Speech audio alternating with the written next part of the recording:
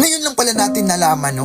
Imagine, 16 pesos per day yung baon ni Rene sa eskwelahan. 500 pesos ang pinagkakakasya ni Rene sa isang buwan. Yun yung sabi ng mama niya, no? Inaalala ng nanay ni Rene Baterbonia kung paano niya pinagkakakasya ang 500 pesos sa isang buwan. So, ganyan pala talaga, no? Kahirap ang buhay ng pamilya Baterbonia. Kaya pala, todo ang pagsisikap ng isang bobet, no? Na maiahon niya sa kahirapan ang pamilya niya. Kaya nagsusumikap siya sa basketball dahil alam niya na hindi biro ang na-experience nilang pamilya. At lalong-lalo na ngayon na may mga kapatid pa si Rene.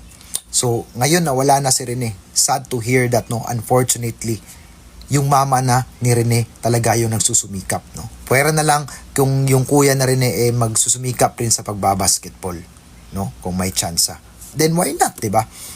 Pagpatuloy. Pero yung mga nakakabatang kapatid ni Rene Baterbonia, paano na lang, 'di ba? May mga kapatid siya maliit pa, 'di ba? May elementary pa yata, oo. So, kaya pala talaga nagsusumikap ang mama ni Rene, no? Sa pagbebenta ng mga merch, gaya ng mga keychain, mga perfume at kung ano-ano pa, 'di ba?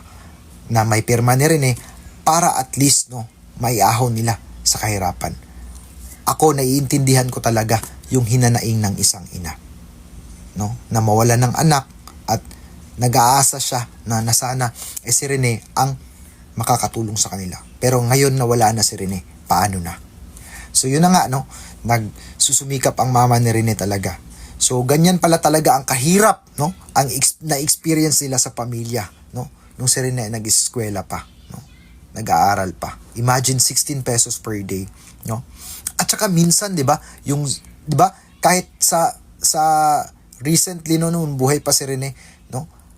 Na gusto niya makatipid sa pamasahe. So anong ginagawa niya? Nakikihits siya. Nakikisakay siya sa mga truck, no? Nakakilala din ng pamilya niya para at least makasave yung pamasahe niya from Talacogon, Agusan going to Davao City. Imagine, oh, 'di ba? So ganyan talaga katipid si Rene Baterbonia. Ganyan talaga niya naiintindihan ang hirap, no, na nararanas ng pamilya niya. So sana po tayo mga Pilipino, no, yan po yung lesson ba? Learn ba? Lesson like yung lesson na kailangan po natin, no, na talagang lalong-lalo na sa mga naka-i-experience ang hirap sa buhay, no.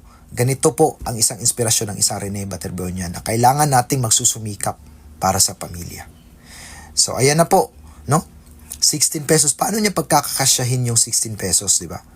Like, sa merienda, di ba? 500 per month. Napakahirap talaga.